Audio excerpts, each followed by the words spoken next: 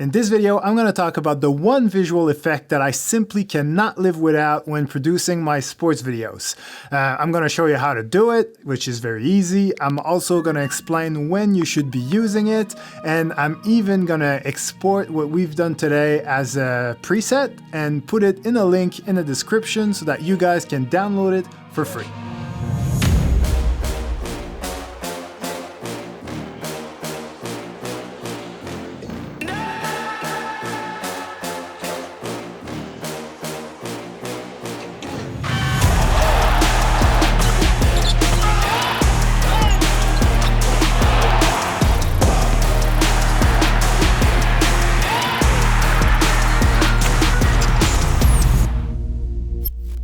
Alright, so as you probably noticed, my favorite visual effect is the RGB split. Some people call it RGB glitch.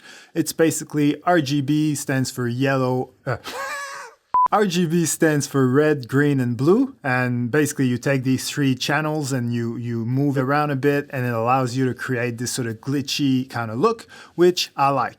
I like it because my personal editing style is not very visual effects heavy. It's quite the opposite actually. I'm very minimalist in that way.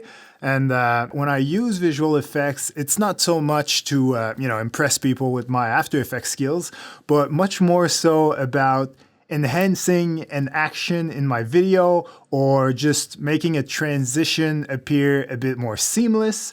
And I feel like the RGB split helps me.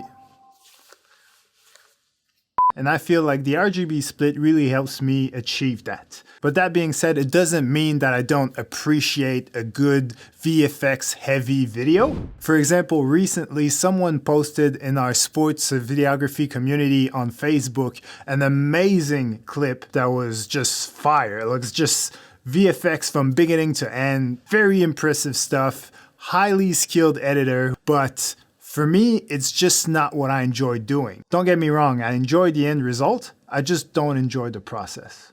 So anyway, typically the RGB split in my videos, as I said, it's to enhance an action or to make a transition more seamless. So what does that mean from a sports perspective? It means that I typically use an RGB split on impact. So whether it's like someone kicking a ball or catching a ball or some sort of tackle, that's always good.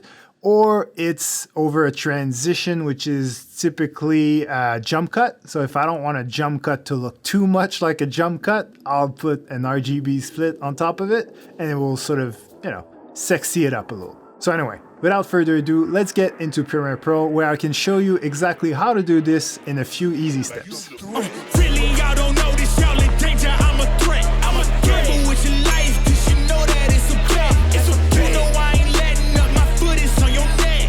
Take my word for it, it's a promise and a threat. The good news is that creating an RGB split effect is much easier than it used to be. A few years ago, you still had to duplicate your clip a couple times, stack all your layers on top of each other, make each layer a different color channel, and then play with each layer's position to get the effect desired. Ain't nobody got time for that. But eventually, there was a Premiere Pro update that introduced a new effect category called Immersive Video, and that changed the game. Because let's say that we want to add the effect on top of this dunk impact right here. The first thing we need to do is add an adjustment layer on top of the impact, make it the duration that we want, and then go to the Immersive Video effect category and drag and drop the VR digital glitch effect. As you can see, by default there's a lot of glitching going on, a lot of oversized pixels, which can be cool if that's what you're going for, but for the purpose of this video we're going to stick to the RGB effect. So the first thing I'm going to do is open the distortion tab and take the distortion rate all the way down to 0. Now that we got rid of the pixels, we can start playing with the colors. To keep it simple, there's really just two things we need to play with. The color distortion will make the RGB distortion go from non-existent to kind of extreme. And the color evolution will basically play with the direction or the angle of the distortion. So as you can imagine, there's no real specific numbers that you should be targeting. If you like it tamed, keep it low, and if you like it extreme, keep it high. In this case, I'm going to keep it relatively low, and the end result should look a little something like this. Now let's do a transition.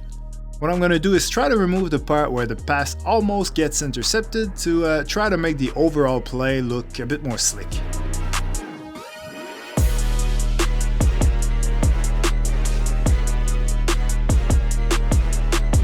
So I think this will do.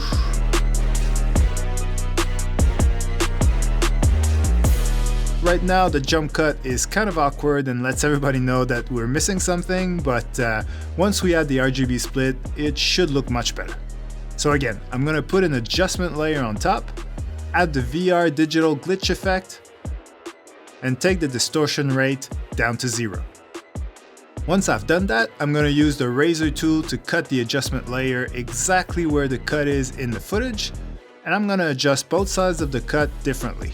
Typically, I find that it looks best when the first part of the transition is a bit shorter and less distorted, and the second part is slightly longer and definitely more distorted.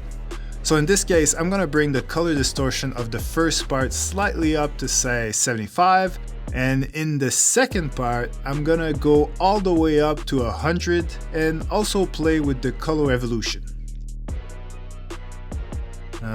That should do, and yeah. Now, the end result should look a little something like this.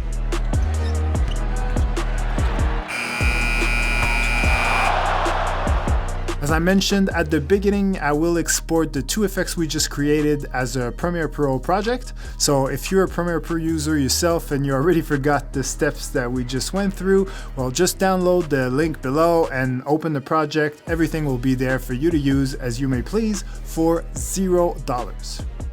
And if you want to learn more tricks like this, I have a playlist full of this stuff that is appearing on your screen right now and is a great place to start for up-and-coming sports videographers. Otherwise, as usual, thank you for watching. My name is E, and I hope I earned the privilege of your time.